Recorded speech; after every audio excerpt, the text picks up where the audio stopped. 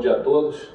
É um prazer receber aqui na IPGE este painel sobre economia institucional, onde faremos uma leitura sobre a atualidade econômica brasileira a partir da visão da economia institucional. Lembrando que esse é uma iniciativa que pretende se desdobrar em uma sequência de painéis que a IPGE vai promover sobre diversos temas relevantes da economia brasileira. E eu gostaria de agradecer a presença de todos para esse primeiro painel. E lembrando também que é um evento promovido pela IPGE, mas todos falam aqui como pessoas físicas, sem que não haja nenhuma implicação institucional da IPGE ou da Fundação Getúlio Vargas sobre as opiniões aqui expressas. Eu vou passar agora então a palavra para o Carlos von Doeringer, que vai coordenar os trabalhos desse primeiro painel, e que também apresentará os outros participantes dessa mesa. Ok, muito obrigado, Félix. Nós estamos aqui reunidos, como foi dito na apresentação, para uma análise, uma apreciação de aspectos gerais dessa linha de pensamento econômico, um pouco fora do mainstream, do pensamento dominante, que é chamado, como vulgarmente conhecido, como economia institucional. Para isso, foram convidados aqui, além do Félix e da minha presença, mais três conhecidos economistas e professores também. O Heriberto Carrero, que já teve um passado e tem uma longa tradição de análise dessa linha institucional. O Tito Riffe, que é outro também conhecido profissional, dispensa apresentação, que também tem uma visão bastante ampliada, não só da economia, como dos aspectos sociais de modo geral. E o Rubem Novaes, que também muito conhecido até por muita presença aí na mídia, na imprensa, muito sempre acompanhando a economia brasileira, e que vamos então fazer esse debate analisando basicamente a oportunidade de se tomar como referência a essa linha de pensamento de institucionalista, vamos dizer assim, da economia institucional, especificamente com muita atenção à economia brasileira, principalmente os desdobramentos mais recentes desses últimos anos, ou talvez nessas últimas décadas, onde talvez se aplique, não exclusivamente, mas pelo menos grande parte, dos conhecimentos ou das propostas que estão nessa linha de pensamento da economia institucional. É uma forma de analisar os fatos econômicos que já tem uma tradição longa, embora não tenha muita predominância no mainstream do pensamento econômico. Não quero aqui retroceder muito, mas as origens primeiras vêm aí do pensamento da velha escola histórica alemã, que produziu muito conhecimento e muito estudo sobre história econômica e os desdobramentos da economia alemã e europeia, que depois evoluiu para um approach assim, mais formal, com Thorstein Veblen no final do século XIX, no início do século XX, acompanhado de outros conhecidos analistas nessa linha de institucional. Depois, creio que teve um período de relativo ostracismo, depois dos anos 30, da Segunda Guerra especialmente. Lembrar que na época dos anos 20, 30, houve grandes mudanças institucionais na economia americana e grande parte da economia mundial. Depois da Segunda Guerra, esse pensamento, porém, essa linha de pensamento ficou meio no ostracismo, mas foi revigorada com o que nós chamamos hoje da escola do New Institution Building, quer dizer, uma linha mais, digamos assim, científica, de analisar o papel das instituições no funcionamento da economia. E aí tem um destaque especial para o Douglas North, que, na verdade, foi quem teve a maior produção recente, né? E que teve mais destaque nesse revival, nesse revigoramento do pensamento institucional. E o best-seller famoso dele foi agora há pouco tempo traduzido e lançado no Brasil, não havia até então uma tradução, e foi agora lançado recentemente, mostrando a atenção que está se dando a esse tipo de abordagem, né? Com esse pensamento do New Institution Building, ficou, creio eu, mais claro do ponto de vista analítico quais as interligações entre a chamada matriz institucional que temos aí na sociedade, aí considerando a instituição de uma forma mais bem ampla, né? São regras formais e informais, são procedimentos e são organizações, né? Embora se faça sempre uma distinção entre instituição, digamos assim, são as regras de jogo, e as organizações, que são os aplicadores das regras de jogo, né? Mas essa análise um pouco mais formal do papel das instituições formais e informais e das organizações em facilitar ou dificultar o funcionamento da economia. Isso, creio que esse livro, inclusive, do Douglas North, mereceu o Prêmio Nobel em 1993, exatamente o que mostra o reconhecimento da importância dessa abordagem teórica, dessa abordagem de pensamento no funcionamento da economia e da sociedade de modo geral. Não se propõe, não creio que vamos propor aqui, que como temos economistas outros mais recentes que desenvolveram, como o Acemoglu, né? Que venham de uma forma um pouco mais radical, achando que todo o resto da teoria econômica não serve. Não. Tem que ser só essa linha institucional.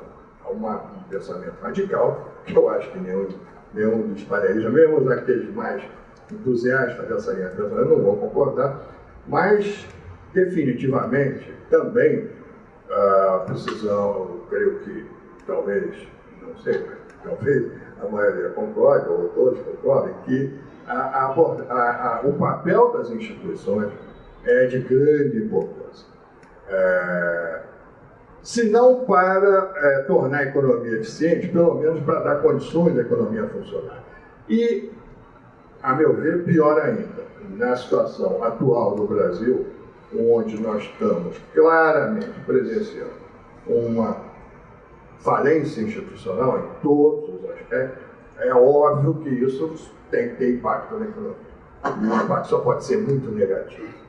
Então, ainda que nós não, tanto eu como eu creio que os demais não concordamos com uma abordagem exclusivista desse pensamento institucional, temos que reconhecer a sua importância, especialmente no momento em que, reconhecidamente, as coisas vão mal na economia e vão mal no campo institucional. Então, dizer que não tem nenhuma relação uma coisa com a outra é um contrassenso total. Agora, em que medida isso explica, ou em que medida essa análise pode nos auxiliar, ou nos dar ferramentas, ou nos dar insights importantes para nós melhorarmos as coisas na economia e na sociedade como um todo, realmente é um debate a ser feito, ao que é um ponto de discussão e talvez de divergências que eu entendo que possam ser saudáveis para chegarmos a uma conclusão. Então, sem querer alongar muito, eu proponho, nessa nossa discussão, que inicialmente cada um dos expositores faça uma apresentação de como vem essa proposta da economia institucional para a análise do funcionamento da economia e focando, se possível, ou não necessariamente logo de saída, mas ao longo do debate, na análise da crise brasileira recente. Em que medida isso tem a ver com essa falência institucional. Lembrando sempre, quando falamos de instituição, estamos falando de coisas bem amplas, não são organizações, elas fazem parte, mas elas são, digamos assim, o hardware da coisa. Talvez mais importante são as regras, os procedimentos, as leis, os regulamentos, a eficácia, o cumprimento disso tudo, porque um conceito fundamental da economia institucional é a efetividade das instituições. E o Brasil, o que nós temos muito, leis que não pegam, regulamentos que não funcionam, ou que não são respeitados, instituições que não são acreditadas pela sociedade, ou onde não há um enforcement suficiente.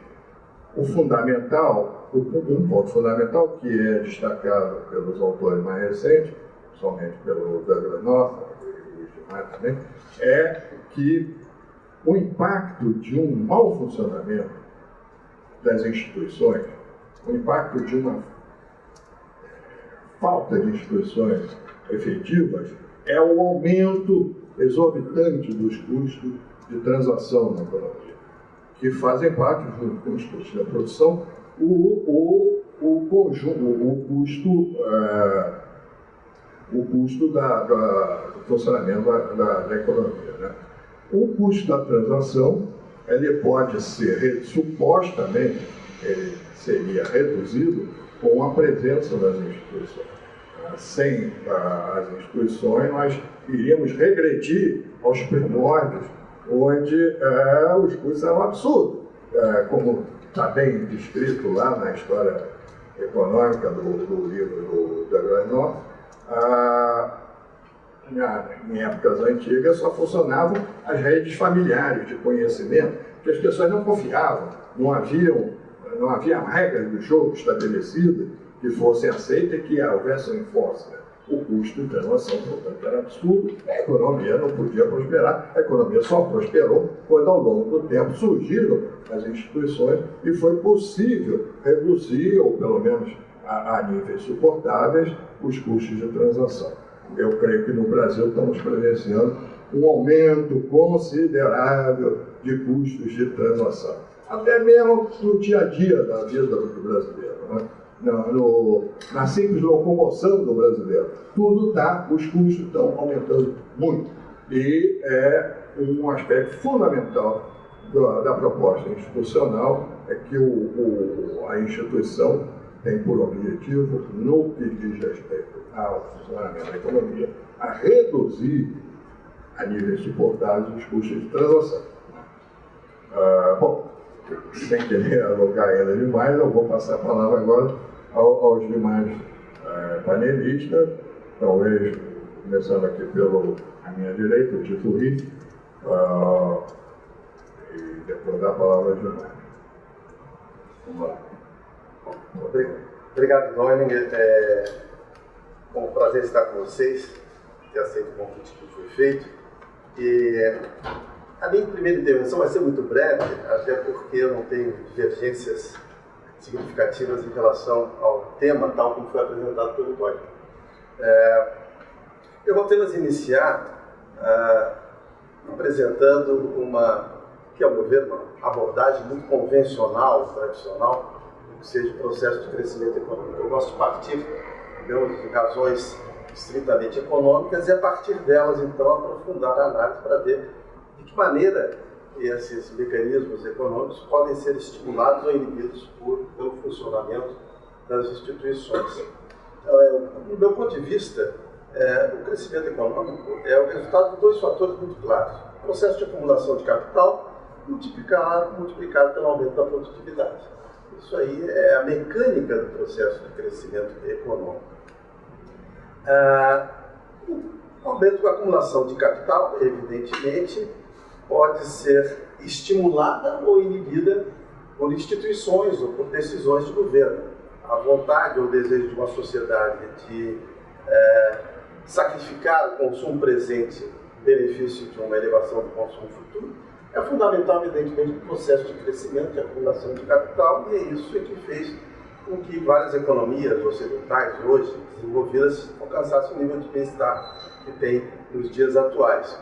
Por outro lado, o aumento da produtividade vem efetivamente da inovação no sentido mais amplo do termo, a inovação científica, tecnológica, a organização dos métodos de produção, a iniciativa dos indivíduos para aumentar a sua produtividade pessoal no trabalho, o nível mais elevado de educação e treinamento dos trabalhadores, etc., dos operários, na produção industrial ou na produção agrícola, qualquer forma de aumento de produtividade que resulte em uma ampliação da riqueza e da renda.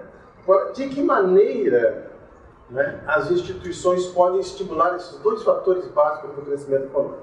De um lado, o processo de acumulação de capital, de outro lado, o aumento da produtividade.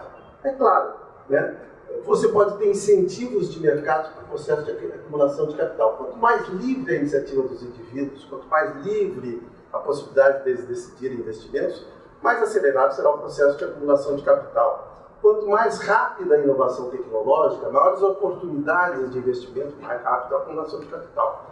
Mas a história mostra também que países, como foi o caso da União Soviética entre 1928 e 1970, como foi o caso do Brasil entre 1930 e 1945, e depois, inclusive, durante o regime militar, países onde não vigoram exatamente as chamadas instituições inclusivas, que fala a CEMUC, quer dizer, aquelas que garantem totalmente a liberdade dos indivíduos, e muitas vezes nem sempre garantem a liberdade de empreender, como foi o caso da União Soviética, podem, através de mecanismos autoritários, captar ou extrair recursos da economia e investir em setores que representam uma acumulação de capital e, efetivamente, um crescimento econômico relativamente rápido.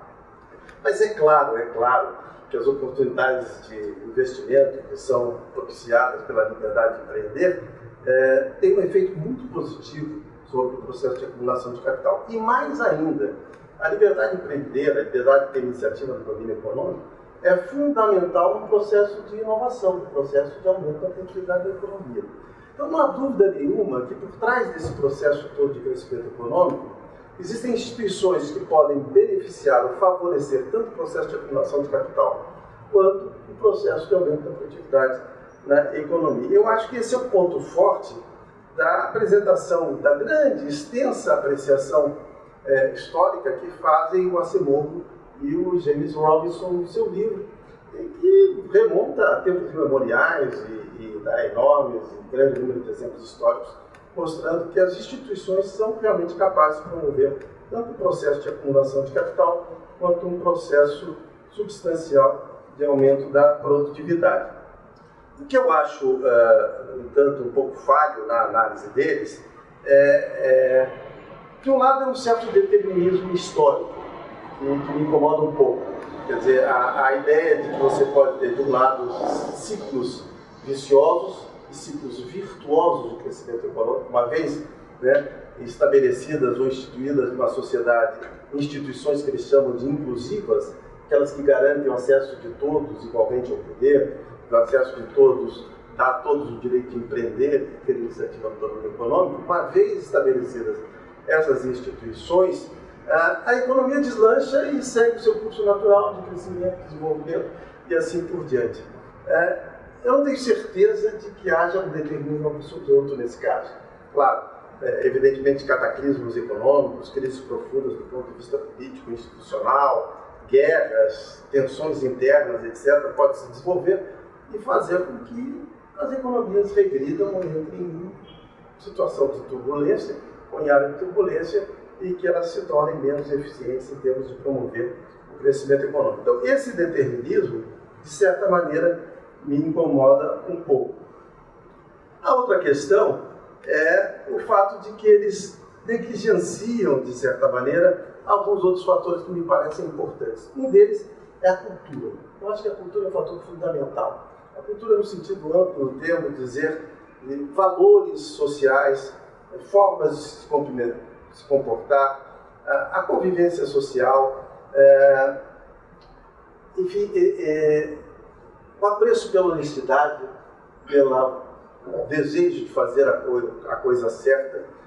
A cultura social é absolutamente importante e ela permeia as organizações, né, que você citou, são importantes, porque são aquelas que implementam, operacionalizam, né, os valores das instituições, e elas permeiam também as instituições. E eu acredito que é fundamental o valor que a cultura tem nesse processo de desenvolvimento econômico. E ela é fundamental para determinar se as organizações vão funcionar bem ou vão funcionar mal.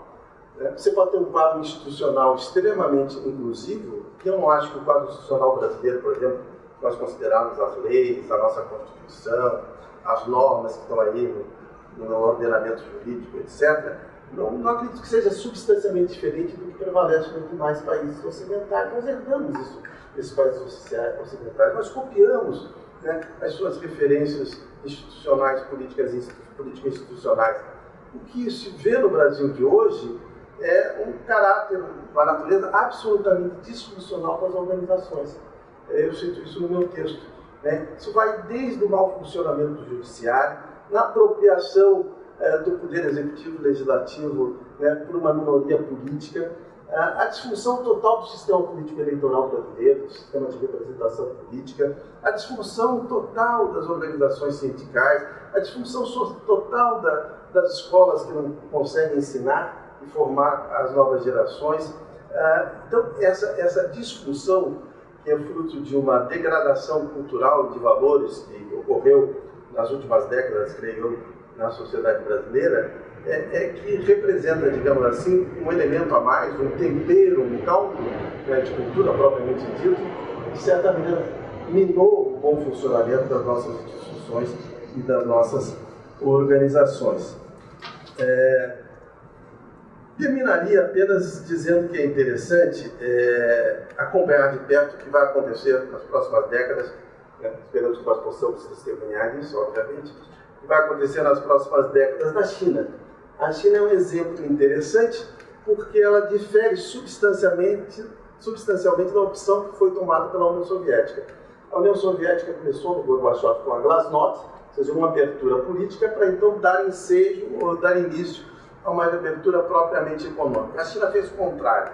Ela fez uma abertura econômica com Deng Xiaoping e, em algum momento, ela vai ter que fazer a descompressão política, acredito eu, porque acredito, e aí talvez um wishful thinking da minha parte, mas acredito, estou convicto disso e aposto nisso, de certa maneira, intelectualmente e espiritualmente, que o anseio de liberdade é muito forte.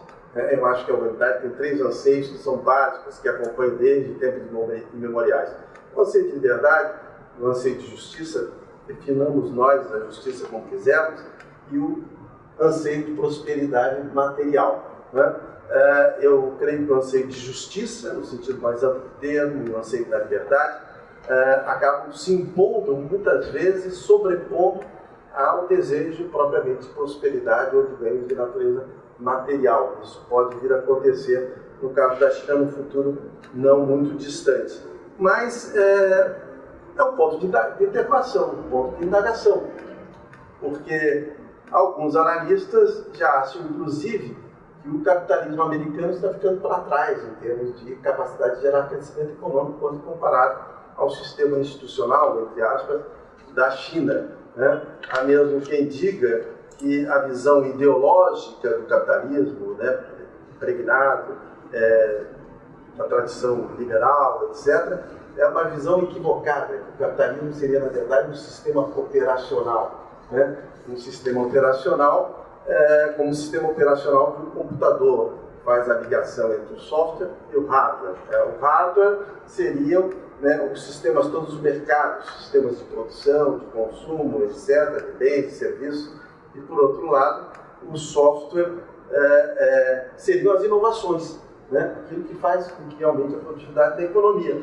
E, mediando essas duas coisas, o software e o hardware, haveria o chamado sistema operacional, que seriam, né, as instituições propriamente, né, políticas, sociais, etc., os valores sociais, instituições políticas, etc. E há quem veja, aí eu acho que o liberalismo ou a democracia, com a sua pluralidade de vozes, etc., é hoje mais um entrave ao processo de crescimento econômico do que um fator impulsionador do crescimento econômico. Eu tenho convicções profundamente democráticas e liberais, no sentido político do termo, e quero crer que o futuro da humanidade não aponta nessa direção. Mas essa é uma questão de debate, né? Será que a China vai ter que, em algum momento, se render à necessidade de, enfim, garantir mais liberdades para os seus cidadãos, liberdade de expressão, liberdade de opinião e assim por diante? Ou será que ela vai continuar, né, percorrendo essa via de crescimento econômico acelerado com uma conjugação de instituições políticas extrativas, do conceito de Acemoglu e Robbins, ou seja, concentradores de poder na mão de uma elite do Partido Comunista Chinês, versus, né, uma liberalização no funcionamento da economia. Será que isso é conciliável por muito tempo ou em algum momento esse sistema vai entrar em colapso? Então, uma indagação importante. Ok, obrigado, Tito. Acho que lacrou bastante o tema, né? Trouxe novos dados e um enfoque também bastante polêmico. Vamos fazer um contraponto agora com o Rubem Novaes. Não sei se será um contraponto. Tem concordância com muitos pontos aqui levantados pelo Tito. O meu comentário inicial é de que eu não dou tanta importância à qualidade das instituições como os pais da constitucionalismo dão. Né? Não é que é óbvio que as instituições modernas, as instituições eficientes, são fundamentais para o crescimento econômico. Mas eu só não aceito essa precedência sobre outros fatores. Né? Por exemplo, bons governantes também são fundamentais para o crescimento econômico. Se você não tem bons governantes, você não vai ter crescimento econômico. Mas eu não vou dizer que bons governantes é a causa principal do desenvolvimento econômico. Né? As instituições não surgem por nada. Né? Elas vêm num processo histórico de tentativa e erro, vem sendo aperfeiçoadas. E esse processo depende fundamental, quer dizer, o êxito desse processo depende fundamentalmente de quê? Da educação, quer dizer, da competência dos agentes e do aspecto cultural, né? Quais são os valores dessa sociedade, para onde que elas vão querer levar essas instituições. Né? Então, eu acho que a qualidade das instituições é uma causa derivada de outras causas. As causas primeiras e mais importantes realmente são a educação e as questões culturais, os valores da sociedade. Eu não pretendo descer muito a detalhes aqui sobre o que escreveram os teóricos do institucionalismo, Douglas North, Acemoglu e outros, Ronald Coase e outros. Eu vou puxar um pouco a questão aqui para o nosso país e notar o seguinte: a minha avaliação, as instituições mais ligadas à economia têm desempenhado muito bem.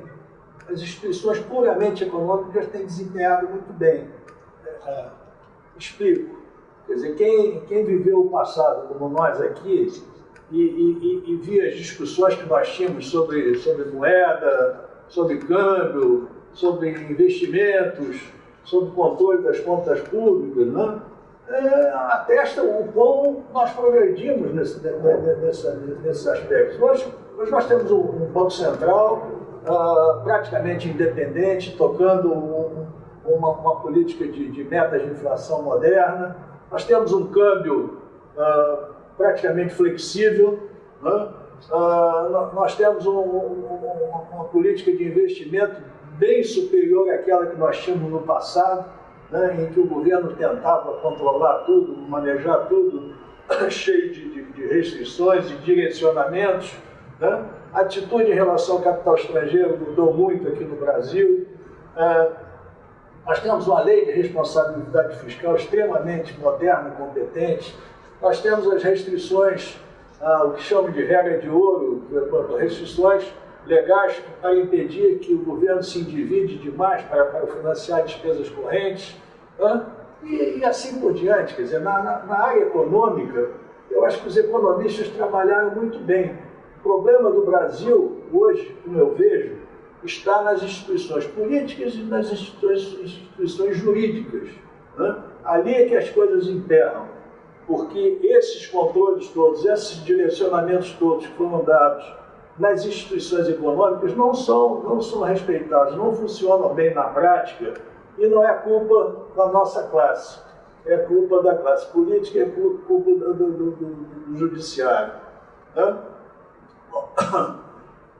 É óbvio, então vamos entrar um pouco na área da política e um pouco na área do judiciário.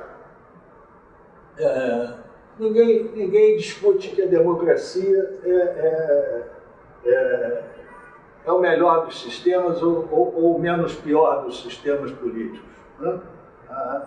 Isso não está em questão. Mas o fato é que a democracia, principalmente em países de baixo nível cultural, tem um viés expansionista estatal, claro. Né? Você tem grupos de pressão pressionando o governo por programas, por incentivos, por subsídios e por mais e mais programas estatais, tá?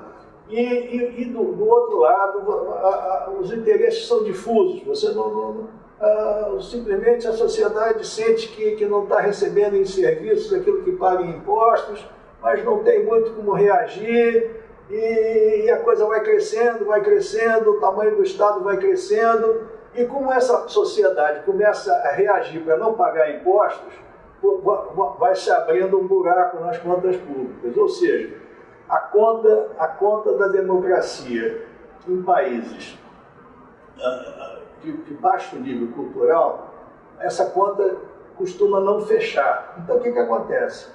Você vai crescendo a desorganização das contas públicas, chega um ponto que o mercado pune, né? Vem a punição dos mercados. E aí tenta-se corrigir o problema, e aí volta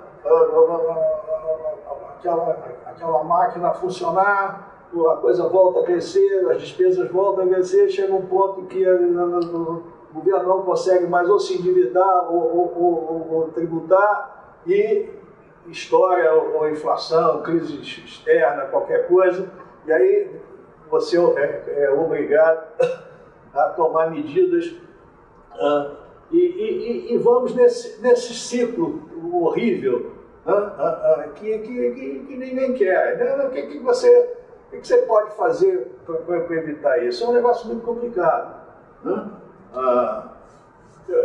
Eu acho que a qualidade da nossa representação é muito baixa. E a representação política deriva da vontade popular. Quer dizer, somos nós, o povo, que escolhemos os governantes. A minha sensação é que nós, para melhorarmos as instituições políticas, vamos ter que introduzir mais elementos de meritocracia no processo de escolha de representantes. né? Nós já temos a lei da ficha limpa, que é um importante aspecto daí. Ele vai nessa direção de impor critérios de qualidade na escolha dos governantes, né? Mas eu acho que mais coisas tem que ser pensadas, né? É incrível que você, para ser gari, tenha que ter uma série de qualificações, né, para passar no concurso de gari, e para governar os mais altos destinos da nação, você não tem que ter qualificação nenhuma, né? Para mim, isso não faz muito sentido. É óbvio que não, é a vontade popular, então é a vontade popular, mas se você não tiver alguns freios nessa vontade popular, alguns limites, você esbarra no que nós estamos tendo hoje, né? É só olhar o funcionamento do Congresso lá, olhar o discurso, olhar a coisa, que você vê que não é possível que um país possa ser bem governado com aquela composição que está ali. É óbvio que tem muitos outros fatores. Essa questão é muito complexa e demanda muitos mais comentários, mas chamaria, por enquanto, a atenção sobre esse ponto. Quando olhamos a questão das instituições jurídicas, a mesma coisa, né? E olha que o judiciário, entre os poderes, é o mais bem visto, né? Afinal de contas, tem um processo de seleção lá na base, a gente tem que fazer concurso, os juízes ascendem na carreira dependendo da demonstração de algumas competências, de alguma eficiência. Então, há uma introdução de meritocracia dentro do sistema, que não há na área política, né? Então, isso melhora um pouco a situação do judiciário. Mas, mesmo assim, quer dizer, há uma insegurança jurídica enorme aqui no país. Quer dizer, não sei se vocês costumam acompanhar, às vezes, as reuniões do Supremo Tribunal Federal, né?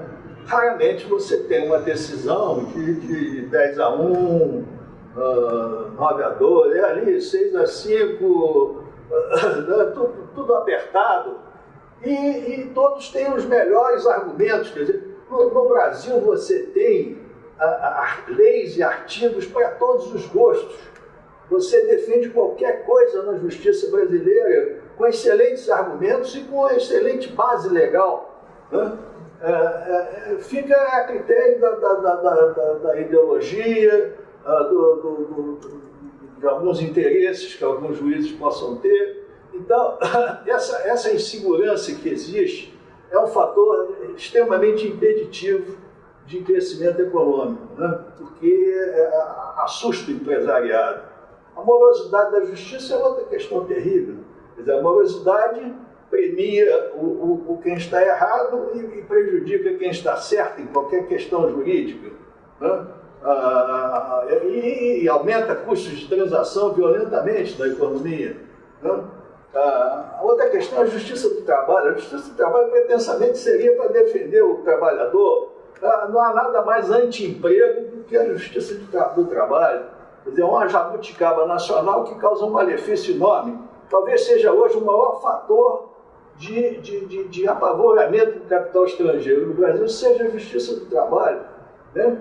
Alguns executivos estrangeiros têm dado declarações aí incríveis. Entendeu? O Brasil, às vezes, é uma pequena parcela no faturamento de uma multinacional, mas em termos de ações trabalhistas, é 90% das ações trabalhistas da empresa no mundo inteiro. Quer dizer, é um negócio incrível, né? Então, eu pararia aqui, né, chamando a atenção para essa distinção entre as instituições puramente econômicas que funcionaram razoavelmente bem, mas que se confrontam com instituições políticas e jurídicas que não dão apoio às boas ideias dos economistas. Bom, me permite só uma rápida observação, que você está dizendo exatamente o que nós estamos dizendo aqui. É que, apesar da competência dos economistas e das instituições econômicas, as coisas vão mal por causa das instituições, de um modo geral, instituições jurídicas, políticas, né? Que não funcionam adequadamente. E rebatem na economia. Mas por que existe? Por trás das instituições existem pessoas que fazem essas instituições. Sim, claro. Existem pessoas que fazem, as empresas que fazem o pensamento econômico, que fazem isso tudo, são pessoas por trás. Mas os construtos que são estabelecidos é que vão dar o marco de funcionamento, as regras do jogo da sociedade, né? Da economia da sociedade. Então, exatamente esse é um ponto que nós temos aqui. O mal, as instituições podem ajudar ou atrapalhar, ela pode ser funcionar ou desfuncionar, ela pode ser growth sensitive ou growth disruptive, ou pode ter uma matriz institucional que ajude ou atrapalhe, ou que aumente muito os custos de transação, como você bem dizer, isso, né? Ou que reduza os custos de transação. Acho que nós estamos muito mais de acordo do que eu imaginava. Mas vamos... Eu teria uma outra observação sobre outro aspecto, mas você pode deixar vamos continuar aí com um depoimento aí do Eu vou retomar um pouco do artigo de introdução de Antônio, parcialmente, na verdade. Parcialmente pelo seguinte: nós pensamos sempre na questão brasileira, mas eu gostaria de retomar o neoconstitucionalismo como escola de pensamento anteriormente. O socialismo tem dois conceitos, digamos, básicos em relação ao desenvolvimento, ao crescimento econômico. Um é a boa definição de direitos de propriedade. Boa parte do que o Rubem acabou de dizer são distorções no próprio direito de propriedade que podem ser causadas pela justiça do trabalho. Pode ser identificado em uma análise institucional desta forma, um exercício em si muito interessante. E o outro é o conceito de custo-transação, que o Dorican já desenvolveu bem, que é fundamental também em todo o neo-institucionalismo. Agora, o neo-institucionalismo abre caminhos diferentes de abordagem das questões. E tem, dentro do campo da teoria econômica, vários parentes. Um dos parentes críticos é o culturalismo, da vida de McCloskey, né? Esse culturalismo, o Phelps, Edmund Phelps também é um pouco muito institucional, que acham que traz o crescimento o espírito empreendedor. Daí eu estava justamente falando com o Dória que isso provém até das ideias da escola alemã, né? Cita no texto dele, Werner von e o próprio Max Weber. Então há vários caminhos, há outros parentes também. A teoria do Rensig, que é fundamental também quando nós tratamos disso. E os dois grandes praticantes do neoconstitucionalismo, o Ronald Coase, que eu acho que é fundamental, e o outro, o Mansur Olson, que aí passa para a grande teoria, como já estava tratando, né? O meu que basicamente uma parte também.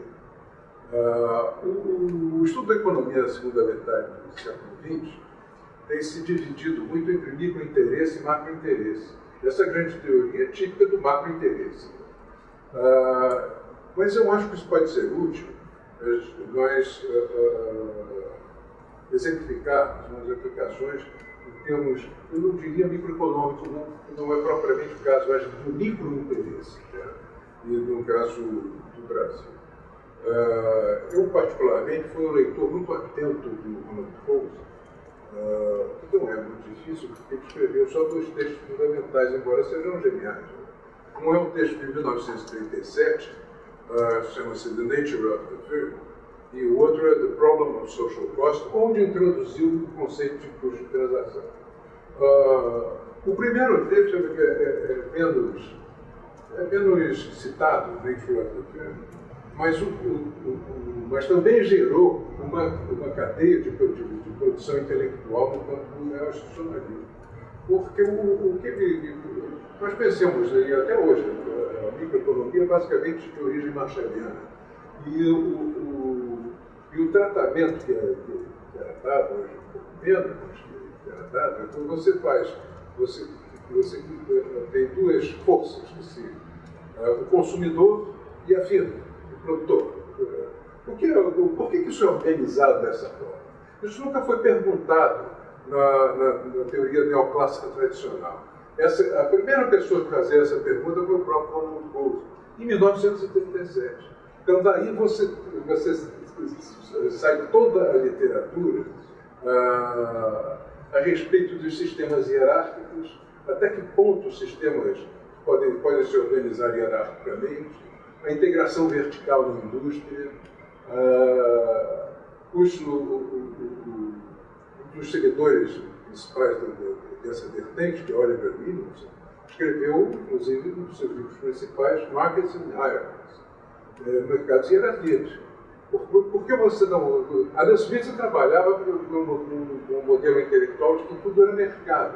Ou seja, cada pessoa é sua própria firma. Mas não é assim que funciona. Não é assim que funciona o mundo real. Então, provavelmente, muito pouco momento da história funcionou nessa aproximação. Essa questão foi levantada pela primeira vez pelo próprio Ronald Coase. De modo que, com esses conceitos, eu acho que Ronald Coase é o pai do neo-institucionalismo. E eu diria que o Mansur Lawson é o seu autor mais virtuoso em termos da grande teoria, como nós estamos aqui dando prosseguimento. Mas eu queria voltar para a microteoria. Eu tive uma gestão, uma experiência variada em gestão, como o muito simpaticamente referiu, mas muito voltada para a questão da poupança. Eu queria falar sobre isso um pouco do ponto de vista neo-institucional. Eu vejo um dado real. O Brasil, dos países relevantes, é que tem menor nível de poupança pessoal. Mas o menor nível mesmo, quer dizer, uma diferença grande da média dos países relevantes. É verdade que os Estados Unidos também têm baixa poupança pessoal, mas é um caso muito particular que não vou desenvolver aqui. Mas em relação aos outros países, o Brasil tem a menor taxa de poupança pessoal. Eu vejo certas observações, acho que o Rubem vai gostar, que dizem o seguinte: porque o brasileiro é imprevidente, o brasileiro dá pouco porque gasta tudo. É quase que uma teoria racista. Você é normal, você gente que não desenvolveu. Eu acho isso muito injusto, e particularmente injusto, se quando nós abordarmos a questão do ponto de vista institucional. O que acontece é que as instituições brasileiras foram particularmente hostis à formação de poupança pessoal, mas particularmente hostis. Eu vou dar alguns exemplos muito simples. Primeiro, o regime previdenciário do servidor público brasileiro. É um absurdo. O servidor público brasileiro, isso mudou em 2014, mas até 2014 se aposentava com salário integral. Passava esse salário sob forma de pensão, levava benefícios extraordinários acima do salário, como levam até hoje. Ora, vocês sabem que um dos artigos do José Roberto Afonso, que trabalhou muito essa questão da poupança, eu vi um dado interessantíssimo. É que entre os declarantes de imposto de renda, ou seja, digamos que os declarantes de imposto de renda são boa parte da classe média com capacidade de poupança pessoal. 22% são funcionários públicos do setor não financeiro. Nesse quadro que ele mostra, 18% são não classificados em termos de ocupação. De modo que eu acho que o setor financeiro tem um meio, né? Você tem funcionários públicos no setor financeiro. Então deve ser a quantidade de funcionários públicos. Eu quero dizer que é praticamente um quarto dos declarantes de imposto de renda, quase um quarto dos declarantes de imposto de renda. Ou seja, uma presença, estão entre os que melhor ganham, uma presença dentro da formação da classe média com capacidade de poupança altíssima e com uma instituição previdenciária profundamente hostil à formação de poupança. Já partimos desse ponto de vista. Eu tive a oportunidade de trabalhar na regulação de fundos de pensão e seguradoras. Na década de 80, fui secretário de Previdência Complementar, então eu conheci bem o setor de fundos de pensão. Nesta época, no Brasil só tinha fundos de pensão fechados de empresas estatais. Porque há basicamente dois modelos de fundo de pensão, eu acho que eu não sei se precisaria explicar. Um modelo de benefício definido e um modelo de contribuição definida. Mas que os nomes já indicam as suas características. Né?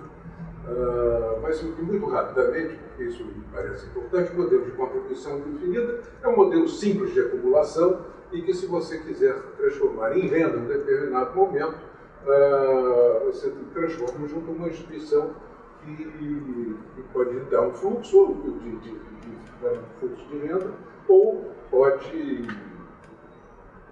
pode simplesmente resgatar o acumulado. O modelo de benefício definido é um modelo que você tem também um processo de acumulação, mas necessariamente a instituição, o fundo de pensão no caso, vai garantir um fluxo de renda que é calculado fora do processo de acumulação, que é calculado em relação a uma média salarial da vida do indivíduo. Por isso é de benefício. Ora, na década de 80, o Brasil já estava beirando a hiperinflação. Era impossível que alguém pudesse, no setor privado, uma empresa responsável, instituir um fundo de pensão de benefício definido. Só estatais tinham esse tipo de fundo. E todos os fundos, alguns eram muito antigos, como o caso do Fundo do Banco do Brasil, da Petrobras.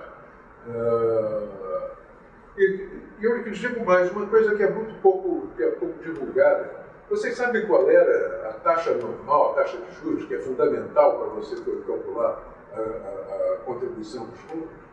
12%. 12% real. E acrescentado, portanto, no desconto a uma taxa de inflação impossível de conhecer.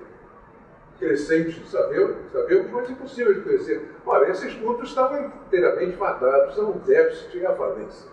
Que foi o que aconteceu. Então, nós vimos que se nós quiséssemos realmente aumentar a poupança pessoal no Brasil, nós tínhamos que mudar a instituição, sim.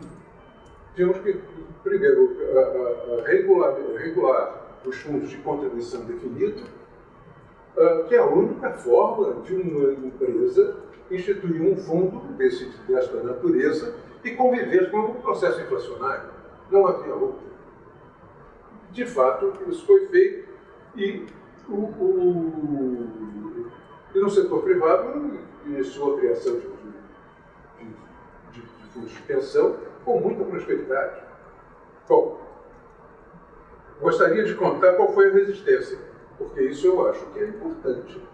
É importante quando nós fazemos uma abordagem institucional, porque a resistência é exatamente o que o Rubem estava falando sobre interesses interesses difusos, né? Ou seja, interesses concentrados e interesses difusos. Isso aqui é interessantíssimo. A resistência é basicamente da corporação dos atuários, que achavam que o fundo de contribuição definida não seriam utilizados. Os seus serviços não era verdade, continuaram sendo utilizados. E os funcionários estatais, que teriam que você regulamentando os fundos de contribuição definida em um determinado momento de lucidez, essas instituições estatais iriam também migrar para esse modelo, como aconteceu historicamente. Migraram não porque, não creio muito por lucidez, não, migraram porque atingiram o limite da falência. Então, para continuar sobrevivendo como instituição, tiveram que migrar. E esse passou a ser o modelo dominante. Depois eu tive uma experiência semelhante para a previdência privada aberta. E nós instituímos um tipo nós na SUSEP, né? Instituímos um tipo de modelo também. Nada disso é muito original, adaptamos o que havia no mundo. E demos alguns nomes brasileiros a isso, aquelas duas siglas, né? Eu acho que os presentes aqui todos conhecem, PGBL e PGBL. Né? Sabe o que quer dizer? Plano gerador de benefício mínimo, justamente para ficar bem claro que isso é um plano de contribuição definida. Dessa forma, o setor privado pôde desenvolver a previdência aberta e sobre uma experiência histórica profundamente negativa, que era dos multipios. Praticamente quase todos faliram. Multipios era um caso terrível, porque era um caso de traição de confiança, propriamente, em termos de assimetria de informação e de modelos mal concebidos. Eu cheguei a conhecer multipios que trabalhavam em regime de caixa. É inconcebível, mas trabalhavam em regime de caixa. É claro que não podia ser bem sucedido. Isso é uma espécie de subcultura. Mas eram legais, era uma questão legal. A previdência privada aberta é fundamental no novo sistema de emprego que está surgindo com a nova tecnologia. Porque você vai ter muito mais gente trabalhando por conta própria e você vai ter muito mais mercado do que hierarquia. Então, nesse caso, você não tem fundo de pensão empresarial para isso. Você tem que ter previdência aberta para que possa servir a essa massa. O processo de poupança foi muito estudado agora na economia comportamental, que eu também acho que tem uma certa ligação ao neo-institucionalismo, e o Richard Thaler, esse último Nobel, é o grande estudioso da questão motivacional para a poupança. É claro que isso sempre... Há várias teorias da poupança, Milton Friedman escreveu a sua teoria da poupança, vários outros economistas de porte escreveram, mas nunca se conhecia muito bem. O Richard Thaler refere a um maior estudo sobre motivação de poupança que foi feito na Dinamarca. Isto porque a Dinamarca tem um dos melhores centros de dados estatísticos individuais em sua população. E a conclusão que se chega é que as pessoas, o percentual de pessoas que têm a reação chamada racional ao processo de poupança, ou seja, que realmente tem iniciativa de poupar, é muito pequeno. Mesmo na população dinamarquesa, que é muito esclarecida. Imagine como no Brasil, que a gente já pensa assim, da previdência, aquela coisa toda. Né? É um problema sério, ou seja, as pessoas têm que ser induzidas a poupar. Eles têm que ser induzidas de uma forma institucional. Não é só facilitar, mas induzi-las a poupar. é algo que o talento desenvolveu muito. Eu acho que isso está, por exemplo, faltando nas propostas de previsão da Previdência Social, da reforma da Previdência Social brasileira. Deveria haver, sim, uma indução realmente a poupar que não seja puramente fiscal. Eu, no caso, sou um pouco radical nisso, acho que devia haver uma poupança mandatória, mas isso é uma questão em aberto. Já existe, de certa forma, no FGTS. Existe no FGTS. É uma poupança forçada criada na década de 70.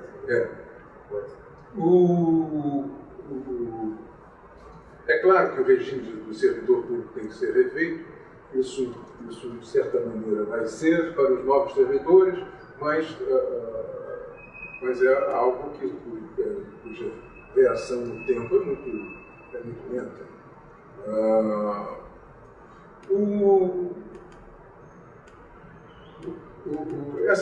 Então a questão da poupança tem sido realmente recuperada, mas tem sido recuperada por indução institucional. É exatamente isso que está acontecendo.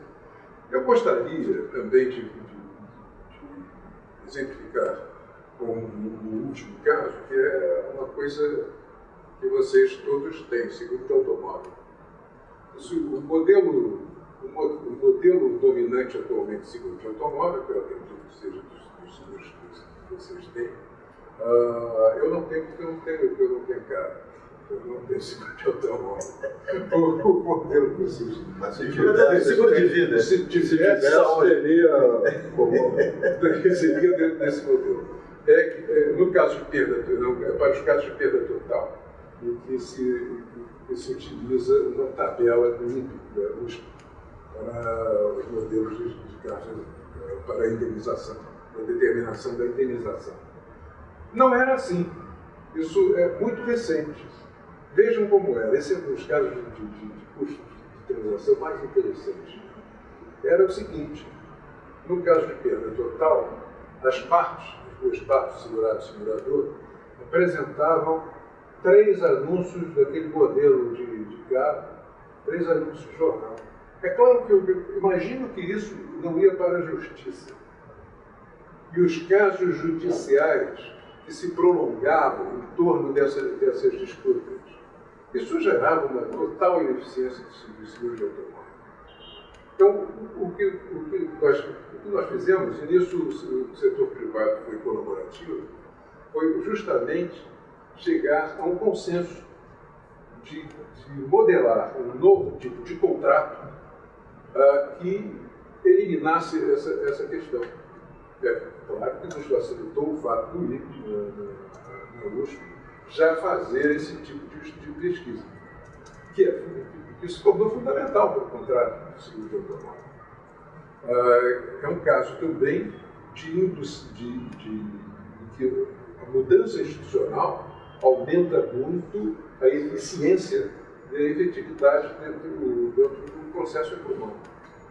Eu não sei se eu devo agora passar um pouco para a grande teoria ou se passo depois, mas eu tenho um ponto também na grande teoria, porque senão eu ia ficar envergonhado de ficar falando dessas minúcias quando os meus amigos estão aqui falando das grandes coisas. Então eu tenho um ponto também, mas eu posso fazer depois para não prolongar. Mas é sobre a grande teoria mesmo, sobre aquilo tudo que o Rubem falou ali. Tá bom. Ok, não, está perfeito. Eu achei interessante esse enfoque na poupança, porque me lembrou um trecho lá do livro do North, em que ele faz uma observação curiosa. Ele diz: o nível da taxa de juros real é um dos maiores indicadores da inefetividade institucional de uma sociedade, porque ele reflete o ambiente institucional de instabilidade, de ineficácia das instituições. O Rubem citou o caso do Banco Central como uma organização, própria instituição e organização, que pode ser considerada como case, né? Bem-sucedido de sucesso. Né? E realmente, eu concordo, parece assim. E você vê a resistência do Banco Central, o cuidado que ele dá com a taxa de juros. Né? Ok, a inflação já está em 3%, por que continua com essa taxa de juros real? Mas não é só por causa da inflação, é pelo ambiente institucional. E no Brasil, nas últimas décadas, sei lá por quantas décadas, as taxas de juros real, desde os anos 70, né, final dos anos 70, meados dos anos 70, têm sido campeões do mundo em taxa de juros real. Olha, é óbvio que isso é um indicador importante. E o Douglas North menciona isso numa passagem do livro. Bom, vamos prosseguir então. Eu não sei, Félix, você gostaria de dar também o seu pitaco aí? Não, eu acho que eu vou ficar mais para a segunda parte, né? Mas se quiser eu já posso começar. Não, se você tiver alguma coisa dentro dessa linha. Não, eu queria só reagir um pouco então ao comentário do Rubem também, quer dizer que volta e meia eu acho que foi muito claro, né, a mensagem aqui de que instituições são importantes, que instituições que não são efetivas, né, aumentam o custo de transação, e volta e meia me pergunta assim, tudo bem, concordo com você, isso é importante, o seu ponto é certo, agora como, né, melhorar, né, quer dizer, como recuperar, né, as instituições que estão descréditos, né, me dar um mapa objetivo disso, né, e eu acho que é um pouco, coisa, por exemplo, que o Rubem citou, né, assim, passa pelo resgate de valores como meritocracia. Né, vamos pegar, por exemplo, o caso de agências reguladoras. Né, assim, se a gente pega a lei das agências reguladoras, geralmente, né, elas são muito bem definidas. Quer dizer, a agência reguladora tem um mandato definido, né, sabe a importância dela, né, quer dizer, para garantir a estabilidade das regras, né, para dar segurança aos investidores. Né, mas aqui no Brasil, atualmente, a gente sabe, né, quer dizer, que, né, elas não têm conseguido, né, até por ter alguns tipos de barreiras, né, ao mandato dela, não tem conseguido, né, esse tipo de atuação. Né. E um dos grandes problemas é que tem instituições, né, que eu falei, tem uma certa alergia, né, à meritocracia. E é o caso, por exemplo, das agências reguladoras, né, quer dizer, que muitas vezes a gente sabe que as diretorias, os diretores de agências reguladoras, né, que nunca são nomeados por base em mérito, né, ou poucas vezes são baseados em base em mérito, então é um caso de boa instituição, né, quer dizer, que acaba sendo, né, se deteriorando, né, quer dizer, por problema dessa crise de valores. Né? Então, acho que essa questão de resgate de valores, quer dizer, não é uma coisa tão etérea assim, né? É uma coisa, melhorar instituições, é uma coisa muito longo prazo, tem a ver com a educação, mas não, tem coisas assim que realmente, né, resgatar com medidas, né? Olha, né, vamos fazer critérios de fato técnicos para indicação de diretor de agência reguladora, quer dizer, eu acho que passa também, né, por essas mudanças incrementais, né? Não precisa ser aqueles resgates de valores amplos, eu acho que isso é só um ponto que eu queria trazer para a discussão. Eu queria até comentar essa observação do Félix, né? Trazendo para o campo justamente do sistema político eleitoral. Eu acho que é absolutamente disfuncional. Começar pelo número de partidos, a facilidade que se tem partidos no país, o sistema eleitoral propriamente dito, né? Esse voto plural. Eu sou a favor do voto distrital misto, que eu acho que cria um vínculo muito mais forte entre o representante e o representado, e que pode instituir até algo que é importante que existe nos Estados Unidos, que é o recall, o princípio da destituição, ou seja, os eleitores, por iniciativa própria, a partir de base de um determinado percentual de eleitores de um determinado distrito, podem, né, por razões bem fundamentadas, pedir a destituição do seu representante. Eu acho que uma mudança do sistema político eleitoral seria um primeiro passo importante para a gente sanear, eu acho que é o setor mais viciado, mais contaminado pela corrupção, pelo desvio de finalidade, etc., que é o sistema político no Brasil. Né? E que permeia várias outras coisas. Quando você fala, por exemplo, de agências reguladoras, né, elas são contaminadas justamente por esse desvio de finalidade da política. Né?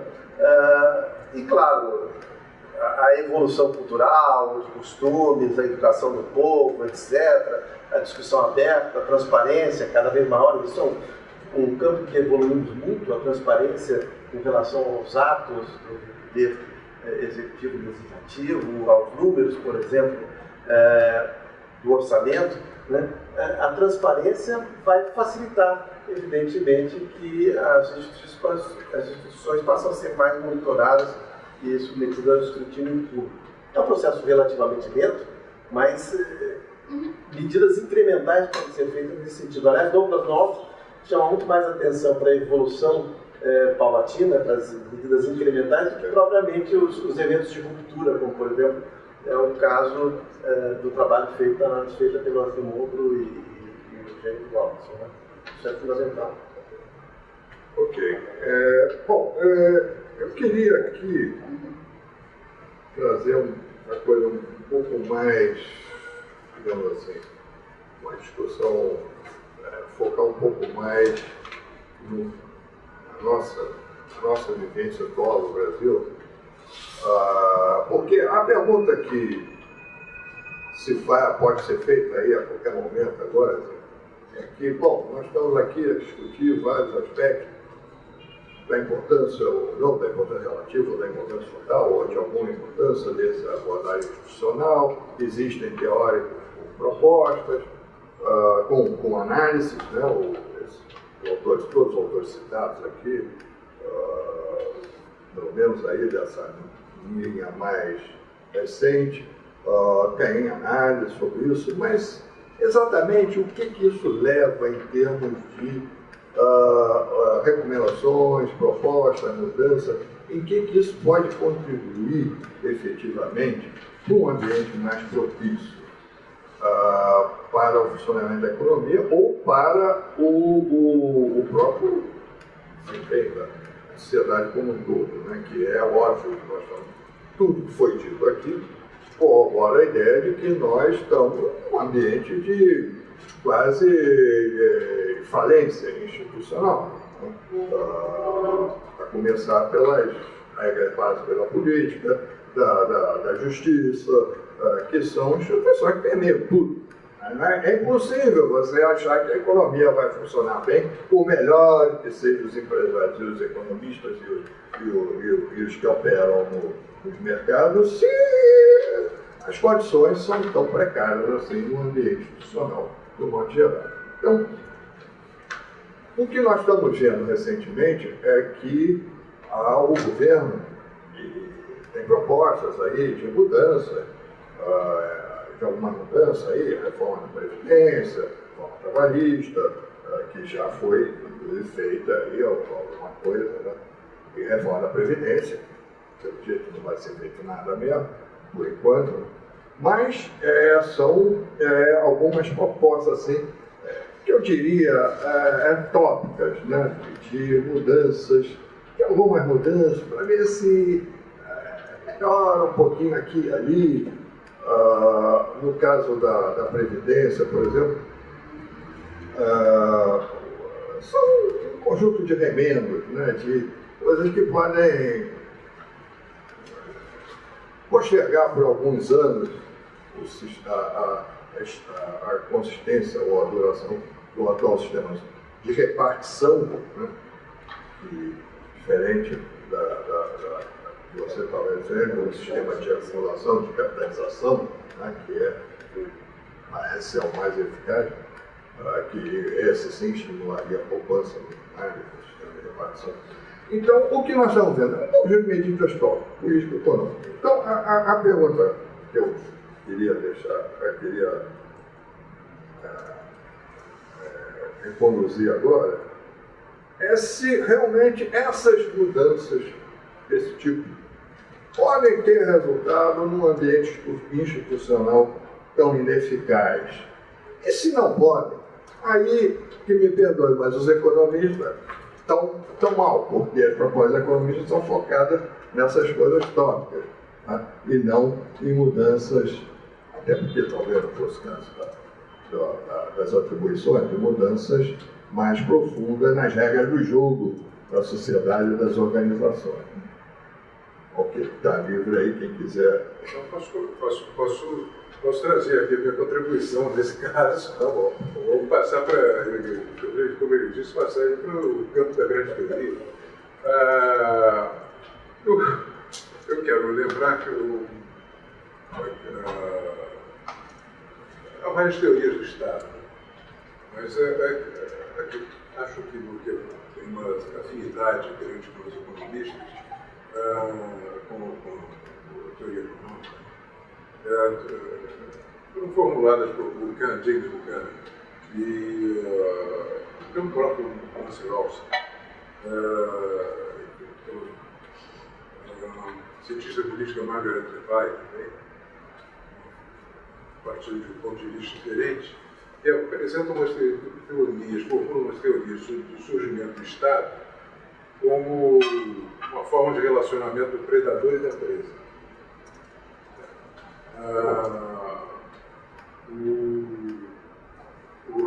O Rawlson, que tinha um certo bom humor, às vezes na sua exposição, nos diz que você tem dois tipos de bandido. O bandido roving bandit, bandido nômade, e o bandido estacionário. E que em um determinado momento o bandido estacionário submetia aquela população camponesa, mas também protegia a produção da população camponesa contra o roving bandit. E isso é uma das origens do Estado e do Estado monárquico. É preciso. As milícias que o Rubem faz é uma delas fervorosa. É preciso. Quando nós pensamos nessas formas todas, vocês falaram da democracia e tudo isso, a democracia é muito recente. É muito recente. O mundo se desenvolveu basicamente sobre instituições monárquicas. Eu não sou monarquista, não, aliás. Não sou monarquista, não, mas eu quero qualificar aqui uma questão que me parece particularmente disfuncional. Antes alguém citava, acho que o Tito citava a Cebola há pouco, dizendo que ele chamava a atenção que os ingleses e os holandeses conseguiram uma forma de organização estatal que era muito benéfica para o crescimento econômico. De fato conseguiram, sobretudo os ingleses, né? Sobretudo os ingleses. Mas vamos historicamente localizar o que aconteceu na Inglaterra no século XVII. A partir da Revolução Gloriosa. Da Revolução de 1688. O que tinha acontecido antes? Antes você tinha tido um período praticamente de 40 anos de instabilidade, guerra civil e ditadura. Então, eu não sei por que a memória histórica popular se lembra sempre da decapitação do rei da França, no mês de dezembro. Mas o primeiro rei assim, moderno que foi decapitado foi aquele primeiro da Inglaterra, no meio daquelas guerras civis. Então, o que a Revolução Gloriosa fez foi aumentar muito o poder do parlamento. E aí, mas ela não instituiu nenhum regime democrático.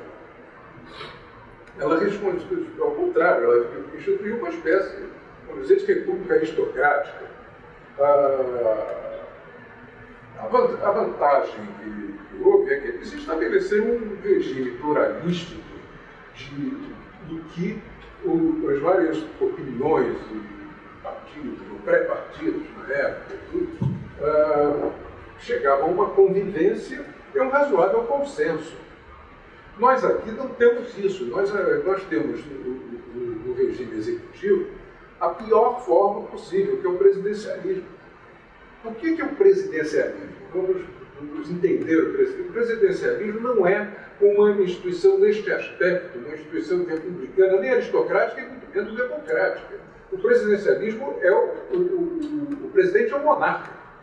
É francamente um monarca, no sentido antigo, aristotélico, de monarca. É um centralizador de decisões. Isso não funciona em quase nenhum país que tenha adotado presidencialismo.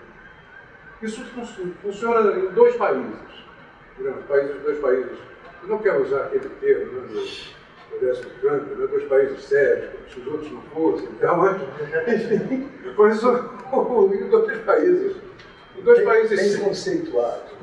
Digamos assim, bem conceituados. Nos Estados Unidos e na França. São os únicos. Dos países europeus, é só a França, que eu saiba, é presidencialista. Mesmo assim, no regime de semi-presidencialismo. E agora, de certa maneira, Portugal também adotou um presidencialismo francês. Nos Estados Unidos, porque eles foram os primeiros a proclamar uma república assim, de grande porte, né? Porque você tinha um sistema republicano em cidade-estado, ou nos cantões suíços, mas não. E aquele grande Hamilton, tinha muita dúvida se ele não tinha que ser uma monarquia mesmo, para manter aquele território, tudo ali unido. Era um problema. Então eles descobriram um sistema semi-monárquico, que você não dava tipo de rei, também não era vitalício. Era um rei provisório, uma espécie de rei por prazo determinado. É isso que é o presidente. Nos Estados Unidos, eles tiveram toda aquela preocupação, aqui no Congresso com muito poder sobre o orçamento.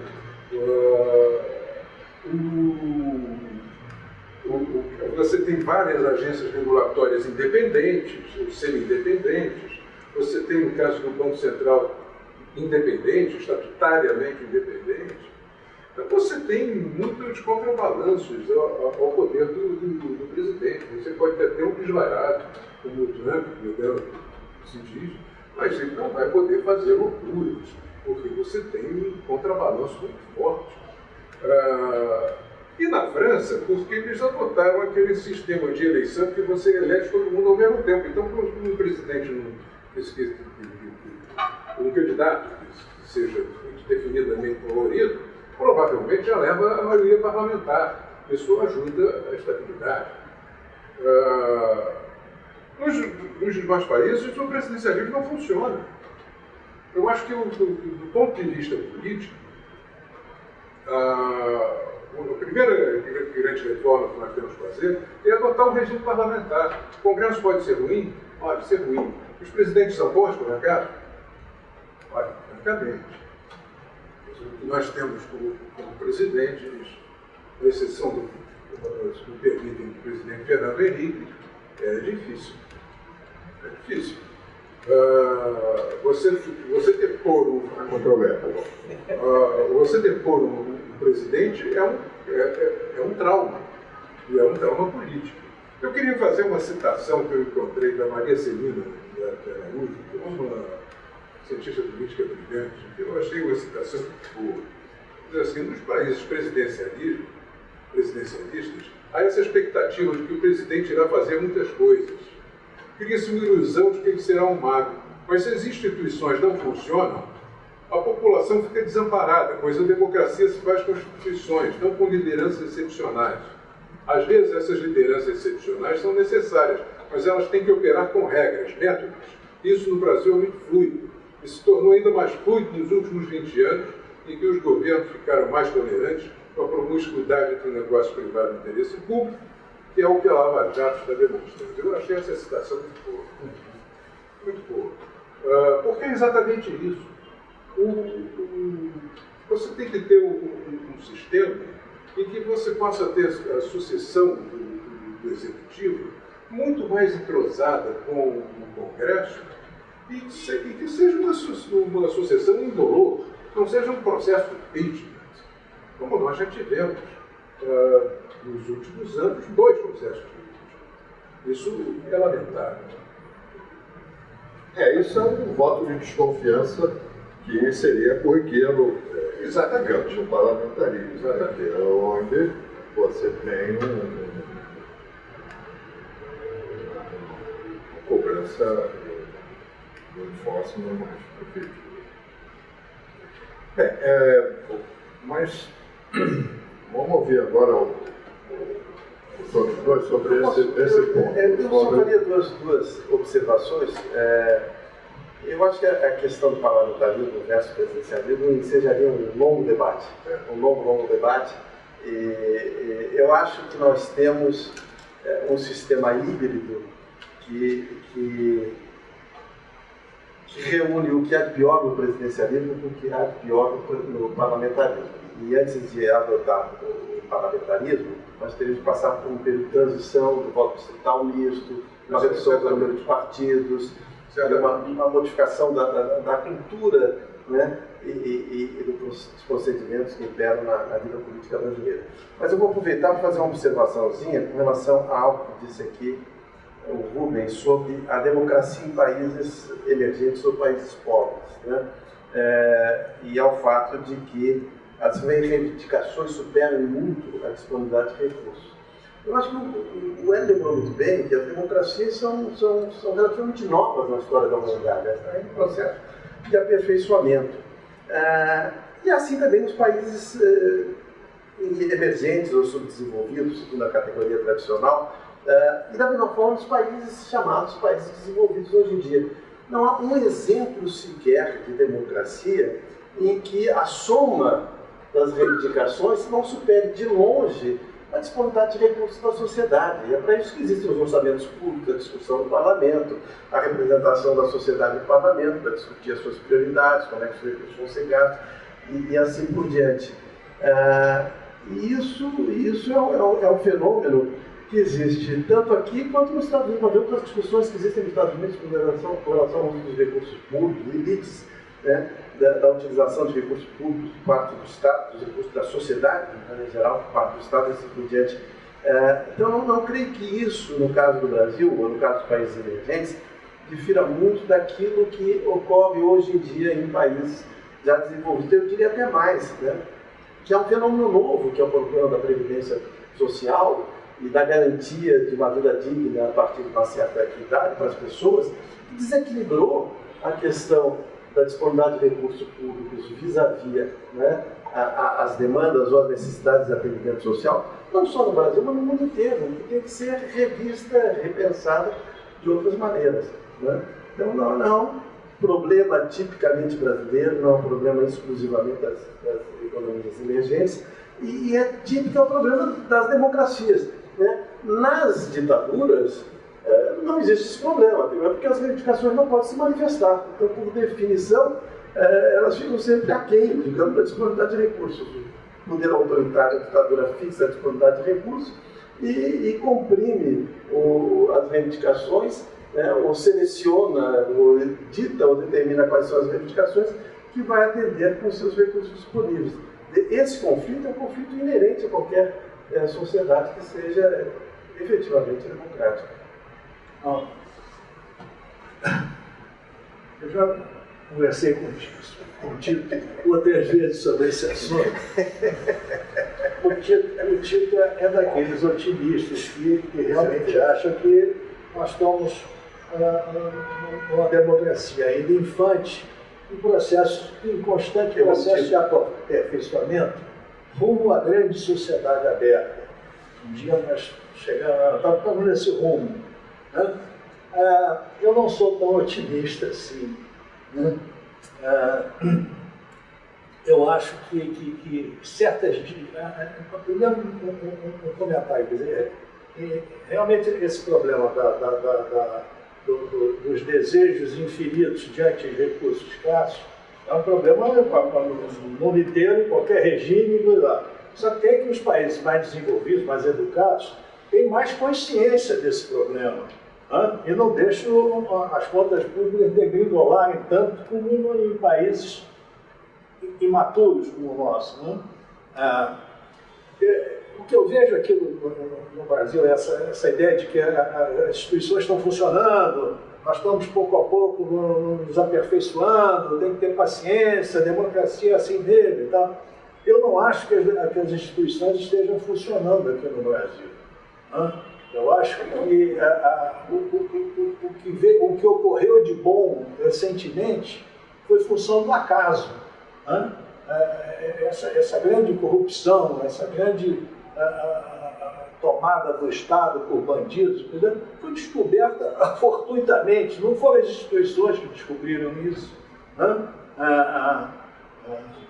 E eu acho que é muito difícil você ser otimista com o que está ocorrendo quando você vê a juventude brasileira disputando os últimos lugares em termos de conhecimento, né? Quando você vê o que há de melhor na nossa juventude, pensando em imigrando ou pensando seriamente em imigrar, Quer dizer, a situação está muito séria.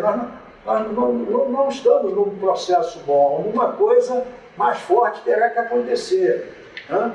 O embaixador e o Cooper defende uma tese que eu acho interessante, de que o regime político, a organização política de um país como o nosso, tem um período assim, em ciclos de cerca de 30 anos. Né? Esses 30 anos não são precisos, mas são aproximados. Então você teve a proclamação da República, até a Revolução dos 30 ali, aí entramos numa era getulista, a era getulista foi até a deposição do Jango, em 64, você teve o regime militar, Sarney entrou quando? Em 86, a Constituição... 85, a Constituição de 88, já tivemos um período aí regido pela Constituição de 88, e esse período está chegando, está nos 30 anos, mais ou menos agora, está havendo um certo esgotamento do regime, em que as instituições, do jeito que estão postas, elas não têm condições de enfrentar os problemas atuais do Brasil.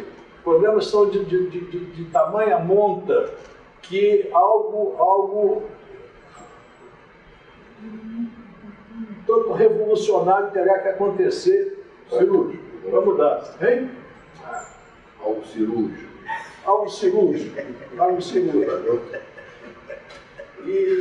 Então, essa é uma questão que eu acho que precisa ser enfrentada. Quer dizer, o que poderá ser feito sem fugir muito das regras democráticas que nos permita enfrentar os nossos problemas? Nós estamos vendo agora aí, quer dizer, obviamente, o mandamento constitucional para o limite de gasto será desrespeitado. Né? Isso é uma ruptura seríssima nas instituições. A regra de ouro que não permite que o endividamento seja feito para cobrir despesas correntes vai ser desrespeitada. Aí você inventa umas mecânicas lá, dinheiro do BNDES, não sei o que lá, passa para lá, passa para cá, tudo uma grande mentira. Mas o fato é que nós estamos diante de uma trombada institucional que vai requerer coisas dramáticas para consertar. Né? E isso precisa ser conversado. Qual é a saída? Como é que a gente se desvia o mínimo possível de uma democracia quase pura e ainda assim consegue resolver esses grandes problemas nacionais?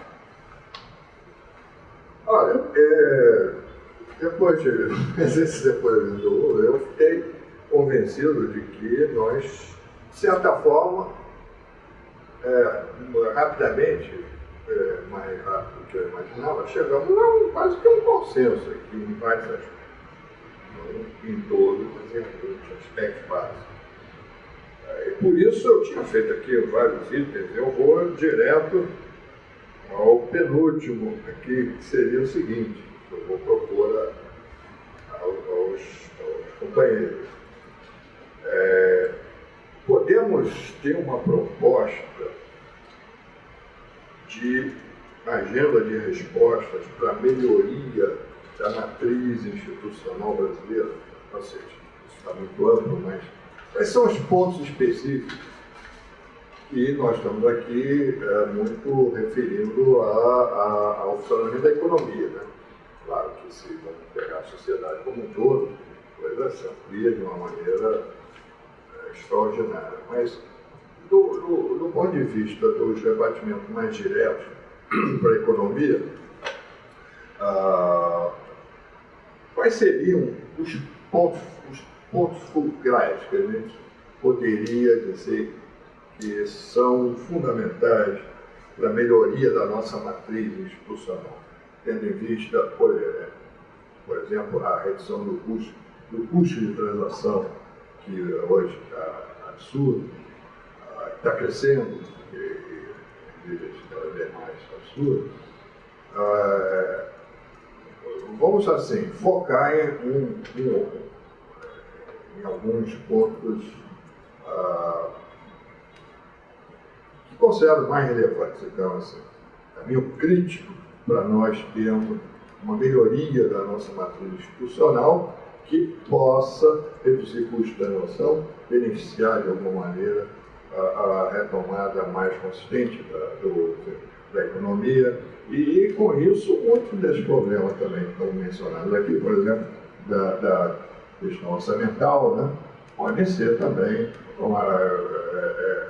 melhorados, porque se a economia funcionar bem, a receita fiscal também vai bem, uma das razões que nós estamos nessa dificuldade aí de cumprir a regra de ouro é que nós tivemos 2 anos, quase 3 anos praticamente de recessão, coisa inédita, nem nos aulos tempos da crise financeira, né, que a gente viveu lá nos anos 80, tivemos tão ruim assim, né? Realmente foram esses últimos 3 anos, 3, 4 anos, foram uma catástrofe das finanças públicas. Enfim, quais são os pontos fulcrais que a gente precisaria mudar para melhorar a nossa matriz institucional no sentido de ser mais growth, sem sentido de ajudar mais o desempenho da economia, reduzir custos de transação e, com isso, talvez mudar um pouco o rumo das coisas. Bom, vou começar aqui com o Hélio, seguindo aqui na sequência com o título. Bom, vamos fazer uma observação dos perigos da democracia no Brasil. Nós tendemos a pensar que o povo, o povo vota, o povo votante, vota-se conscientemente a partir do que nós julgamos seja seu interesse. Não é assim. A identificação do eleitor se dá muito, como no marketing, se dá muito a partir de que se chama efeito espelho. Ele está elegendo aquele que ele gostaria que fosse o seu líder, que fosse o seu condutor. Não significa que o que este condutor está propondo seja aquilo que um analista isento, um analista neutro, julgaria que seja do seu interesse. Nós vivemos isso. Eu acho que não há problema em eu falar claramente dentro de uma instituição acadêmica. Eu não sou acadêmico, eu acho que permitir isso. É isso que leva o candidato Lula a ser o candidato preferido, e eu tenho certeza que se estiver no plantel, seria eleito. Seria eleito por efeito espelho, porque uma população com o tipo de distribuição de renda que nós temos, o tipo de distribuição educacional que nós temos, o efeito espelho é fortíssimo. Então, é isso que aconteceu. Em segundo lugar, o Rubem falou muito sobre a questão da cultura. É verdade, o Brasil é um país muito culto, e nós temos uma esquerda anacrônica. É inevitável que todo o país tenha... Foi o Tito, né? Tito que falou sobre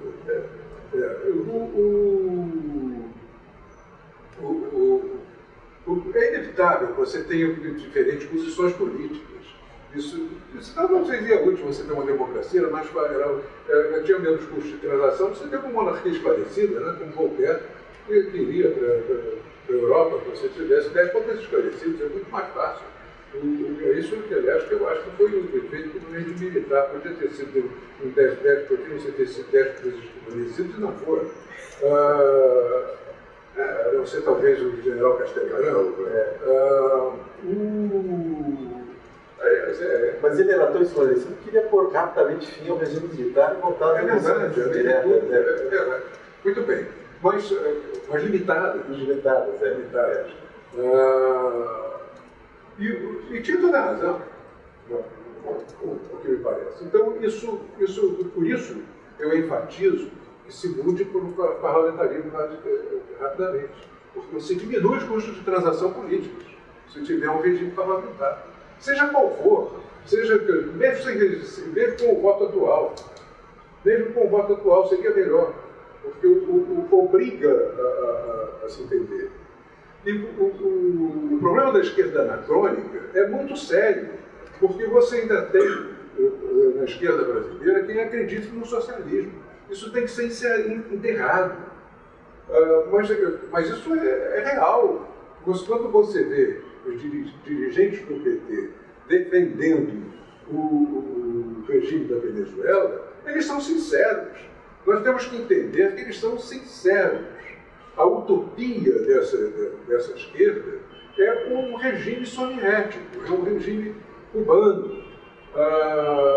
É isso que desejo. Para eles não tem importância que tenha recessão, não. É até bom, porque pode ser que isso que acabe logo tudo, você chegue ao pior, melhor. Então, você não vai escapar de ter uma esquerda na cor, mas é importante que você escape de tê-la no poder. Isso sim, isso é muito importante. E depois, tem mais, um presidente da República, que seja eleito, vamos dizer, a partir de 30%, 35% do eleitorado, e vai para o segundo turno, aí recebe 51% do segundo turno. Ele não é representativo da grande maioria da população, não. Ele é representativo daqueles 35% que votaram nele no primeiro turno. Um congresso é muito mais representativo. Como corpo, é muito mais representativo do que isso. E é muito mais fácil você induzir a população a votar, aí sim, pelo seu interesse. Sobretudo se houver voto distrital, como o Tito lembrou muito bem. Até admito o distrital misto, você ter um pouquinho de ideologia dentro do partido representado. Mas eu acho que esta é fundamental. A outra reforma que me parece fundamental é da lei orçamentária. Você tem que ter um orçamento que seja efetivamente o que é, o que será efetuado. Você também diminui muito os custos de transação se você discutir o orçamento previamente e efetivá-lo. Eu destacaria esses dois pontos. Ok. Vamos lá. Matriz institucional. Quais os pontos principais para melhorar as coisas? Eu destacaria 3 reformas que são absolutamente essenciais, no meu entender. A primeira é a reforma do sistema político eleitoral, a segunda seria a reforma do sistema educacional e a terceira seria a reforma do Estado.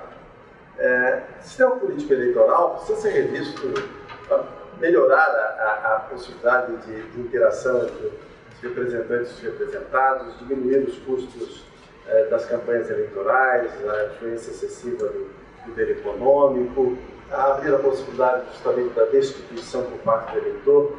Isso é fundamental para fazer com que os eleitos representem mais efetivamente, né, o desejo e as aspirações dos eleitores. Podemos discutir longamente sobre parlamentarismo e presidencialismo, mas acho que não é o momento para isso. Mas acho que uma reforma do sistema político eleitoral já faria com que nós ganhássemos muito em termos de moralização do sistema político brasileiro, de capacidade de controle da sociedade do eleitor sobre os seus representantes. Isso já seria fundamental. Educação, eu já conversei muito sobre isso com o Hélio, e o Hélio usou uma expressão da qual eu gostei muito. Eu tenho um artigo antigo de 1993, foi publicado pelo Brasil, que se chama O Pequeno Gênio.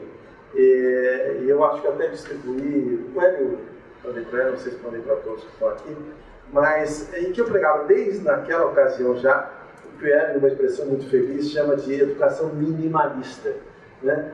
Que é o seguinte: nós temos problemas seríssimos de evasão, de repetência, sobretudo nas classes mais pobres da população.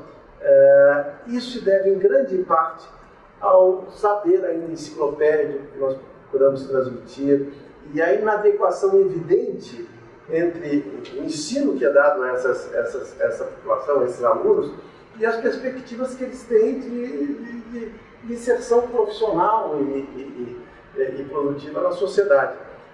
Eu acho que a educação tinha que sofrer uma reforma substancial, radical, em que os alunos fossem para a escola e aprendessem exaustivamente português, a língua pátria, saber se comunicar por escrito e verbalmente, matemática, noções de ciências, uma história para saber um pouco a respeito passado do seu país, um pouco passado da humanidade, geografia, uma língua estrangeira, por enquanto inglês, provavelmente no futuro talvez não mais distante o mandarim, não sei, mas por enquanto o inglês com certeza, informática, e eu acho que acabou. E tem que exaustivamente dizer que o peso principal seria sobre português, matemática e ciências de uma maneira geral. E dentro das ciências eu concebo a capacidade de raciocinar logicamente. Uma das questões que o Hélio mencionou aí, com relação à nossa esquerda anacrônica, eu acho que a nossa esquerda é anacrônica, eu acho que a nossa direita também é anacrônica, está surgindo uma direita anacrônica nesse momento no país. E por uma razão muito simples, nós somos um povo passional. A lógica é uma coisa que é absolutamente desdenhada. Basta percorrer as redes sociais. As pessoas não discutem em termos lógicos, não procuram entender o que o interlocutor está dizendo e responder aquilo que o interlocutor disse. Mas elas soltam uma série de frases desconexas ou de manifestações raivosas que não tem nenhuma relação com a lógica dos argumentos e assim por diante. Então, eu acho que essas seriam, né, digamos, as disciplinas a serem ministradas na escola, exaustivamente, porque os alunos, eu sempre digo o seguinte, quando eu olho para trás, a enormidade de coisas que eu aprendi na escola secundária, né, e que eu esqueci. É o filho dos platonitos, autonomásia, catecrese, anacoluto, e assim por diante, mas que eu seria incapaz de definir hoje em dia, né? Se eu começo esse artigo dizendo assim, cada leitor, você sabe o que é isso? Então, porque as pessoas se formam, fazem pós-graduação, etc., e esquecem boa parte do que aprenderam na escola. Na verdade, o que faz com que elas continuem aprendendo ao longo da vida é que elas tiveram as ferramentas básicas para continuar aprendendo ao longo da vida, que é o domínio da língua, o domínio das operações matemáticas, o domínio da lógica e assim por diante. A gente aprende muito mais depois que deixa a escola, em função das ferramentas que obteve lá, do que durante o período propriamente escolar. Então, uma reforma da educação brasileira seria absolutamente fundamental. E a terceira é a reforma do Estado, para aumentar a eficácia e a eficiência. Olha, eu trabalhei em governo, Carlos von Dóriga também, fizemos parte até da mesma administração, no mesmo Ministério da Fazenda durante algum tempo, e hoje eu estou convencido de que não é possível que a gente mantenha, né, a estabilidade funcional do servidor. Eu acho que o desprezo, a maneira como as exceções, a regra, evidentemente, honrosas exceções, mas se você entra numa repartição pública, a sensação de desprezo que o servidor público tem pelo cidadão comum, na prestação do serviço, o cidadão comum que paga ele o seu salário, é imediata, porque ele se sente ali absolutamente intocável. Ele pode ser dedicado ou não, pode ser eficiente ou não, pode ser cumpridor do seu horário ou não, dizendo que nada vai acontecer. Então eu acho que a estabilidade deve ser mantida apenas para as carreiras chamadas carreiras de Estado. Aquelas que a gente já sabe, a carreira militar, a carreira diplomática, a carreira fazendária, etc, etc. Mas um choque de eficácia e eficiência teria que ser feito. Outras questões podiam ser feitas. A avaliação, evidentemente, a progressão pelo mérito, né, essas coisas todas. Mas acho que o primeiro choque que teria que ser dado para aumentar a eficácia e a eficiência da máquina estatal, burocrática, etc., era acabar com o Instituto da Estabilidade. Seria realmente uma tomada de consciência do servidor público, um choque que faria com que o comportamento e a cultura do servidor público mudasse radicalmente. São essas três perguntas imediatas que eu tenho. Eu não sei se chegamos efetivamente às conclusões que a Maria especulava. Talvez precise de novos continuação disso. O fato é que eu fiquei muito feliz porque falou-se o tempo todo em instituições e da importância dessas instituições para o funcionamento da economia e até da sociedade. Então, nesse aspecto foi muito produtivo e, ao bem, se tem algumas conclusões que podem ser depois, talvez, melhor aproveitadas, melhor arrumadas aí numa uma apresentação mais enxuta dessa discussão. Quanto a isso, acho que foi uma manhã proveitosa e para mim, uma manhã muito gostosa. O Félix, você fica com a palavra final. Então para encerrar, eu queria aqui parabenizar e agradecer ao Carlos Von Doriger por essa iniciativa. Acho que começamos com o pé direito, esse ciclo de debate, com a questão das instituições. Eu acho que ficou muito claro, como o Carlos já falou, da importância desse debate, porque instituições que não funcionam trazem custo de transação, e a gente sabe a consequência dos custos de transação, quer dizer, isso é perda de produtividade, problemas de acumulação de capital e mesmo fuga de capitais, quer dizer, as pessoas vão procurar oportunidades para capital em outros países, não só capital físico, quanto capital humano. As pessoas, o nosso bom capital humano pode inclusive sair do país. Já está em fuga. Exatamente, os nossos melhores recursos humanos podem estar em fuga. Juventude já é embora. O capital físico e humano procura. Então acho importante, foi relevante esse debate. Queria também agradecer aqui ao Hélio Porto Carreiro, Tito Riff e ao Rubem Novaes aí pela participação. E muito obrigado.